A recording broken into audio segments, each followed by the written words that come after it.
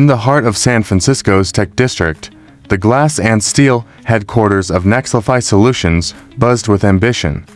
The 32nd floor boardroom, with its panoramic view of the Bay Bridge, was a pressure cooker on this late autumn afternoon. In 2025, Javier Morales, a 42-year-old single father, pushed a cleaning cart through the adjacent break room, stacking coffee cups crusted with oat milk latte foam. His navy jumpsuit bore the Nexlify logo, and his earbuds played a podcast on parenting teens, a lifeline for raising his 15-year-old daughter, Sophia, alone since her mother passed 5 years ago.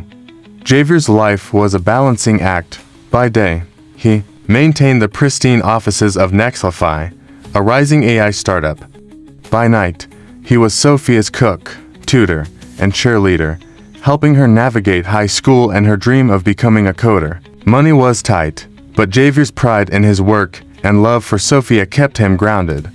What few knew was his hidden gift: fluency in 6 languages. Honed through a life of movement and survival, born in Guatemala, Javier had lived in Mexico, Spain, and Morocco as a teen, picking up Spanish, Catalan, and Arabic.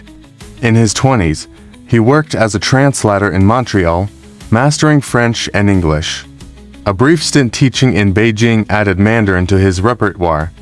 Life's twists, love, loss, and single parenthood had brought him to the U.S., where he took the janitorial job for its stability. His languages were a private treasure, rarely used beyond helping coworkers with translations or chatting with Sophia's diverse friends. Today, though, those languages would change everything. The storm in the boardroom, chaos reigned. Nexlify's CEO, Vanessa Caldwell, a 38-year-old tech prodigy with a reputation for cool-headed precision, faced a crisis. The company's flagship AI platform, designed for global supply chain optimization, was pitching to a consortium of international investors. The deal was worth $200 million, but the meeting was unraveling. The investors, representing firms from China, Saudi Arabia, Mexico, France, Canada, and the U.S., clashed over terms, their voices overlapping in a cacophony of languages. The Chinese delegate, Mr. Li, argued in Mandarin about data privacy concerns. The Saudi representative, Ms. Al-Mansur, countered in Arabic, emphasizing cybersecurity. The Mexican investor, Senator Vargas, spoke rapid Spanish about regional tariffs, while the French consultant, Madame Dubois, interjected in French about EU regulations.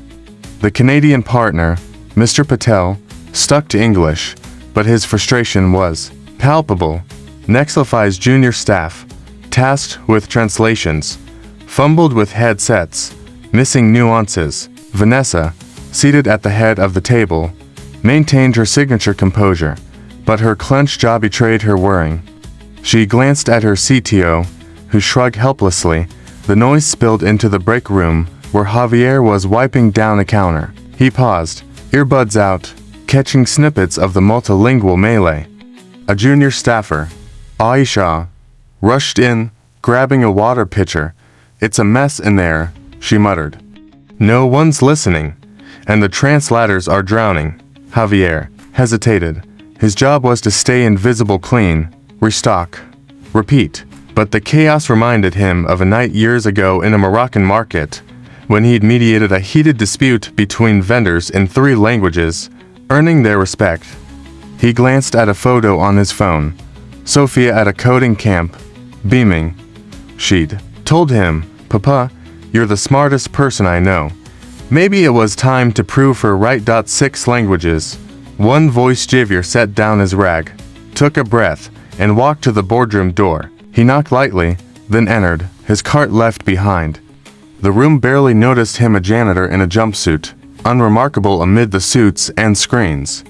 Vanessa's eyes flicked to him, her expression unreadable, assuming he was their 2 clear cups. But Javier's voice, steady and clear, cut through the din. "Excuse me, everyone," he said in English, loud enough to pause the chatter.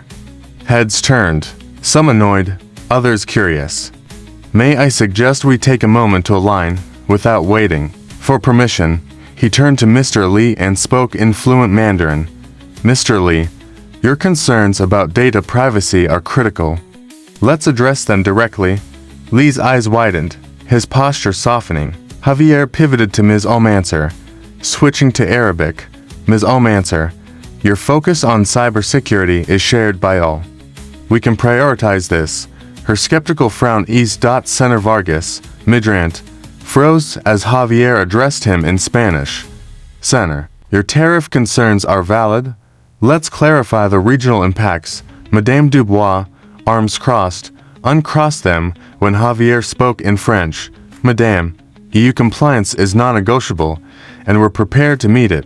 To Mr. Patel, in English with a hint of Canadian cadence.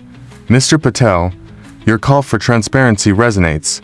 Let's lay out the terms. Finally, Javier addressed the room in Catalan and nodded his heritage, though no one spoke it, saying, we're stronger together than apart. Let's find common ground. The gesture, though symbolic, landed. The room was silent, a rare pause in the storm. Vanessa's face hadn't changed. She didn't blink, her gaze fixed on Javier as if assessing a new variable in her algorithm. The investors, however, were visibly impressed, murmuring to each other. Aisha, standing by the door, mouthed, whoa. The CEO's reckoning. Javier didn't stop there. He suggested a structured discussion, offering to translate where needed. With Vanessa's reluctant nod, he facilitated, moving between languages with ease. He paraphrased Mr. Li's concerns in English for the group, then translated Vargas's response into Mandarin. He clarified Almancer's cybersecurity demands in French for Dubois, ensuring no nuance was lost. His calm demeanor honed from soothing Sophia's teenage meltdowns kept tempers in check. Over the next hour, the meeting transformed. Javier wasn't just translating, he was mediating, summarizing, and bridging cultural gaps.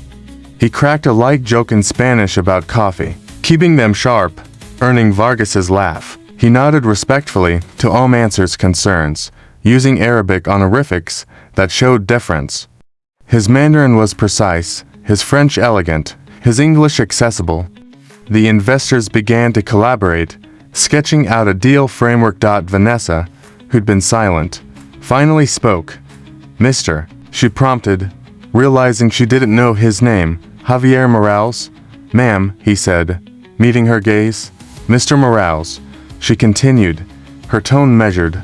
You've been unexpectedly helpful. How do you speak 6 languages? Javier, shrug. A faint smile. Life's a good teacher. I've lived a few places, worked a few jobs.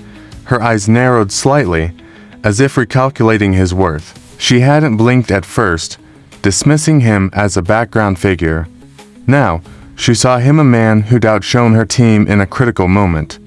The investors applauded lightly, and Mr. Li insisted Javier join them for the closing remarks. The aftermath evening, the deal was salvaged, with a tentative agreement in place. Javier returned to his cart, but Aisha spread the story among staff. By morning, it was whispered across Nexlify, the janitor who saved the investor pitch.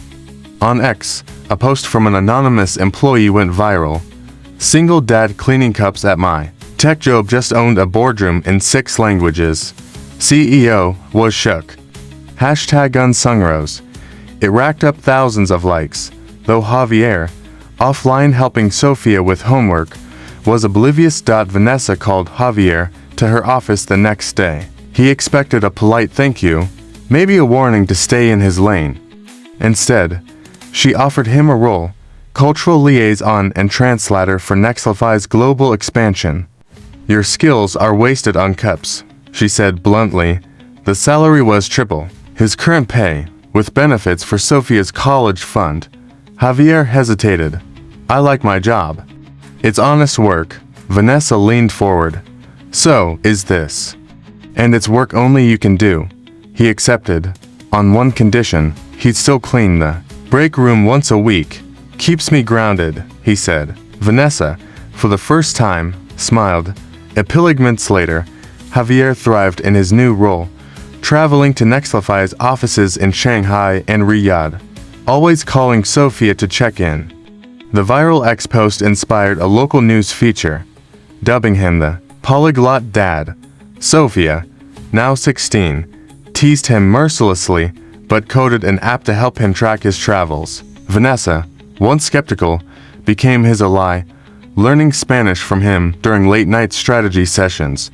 The story of Javier Morales wasn't just about languages.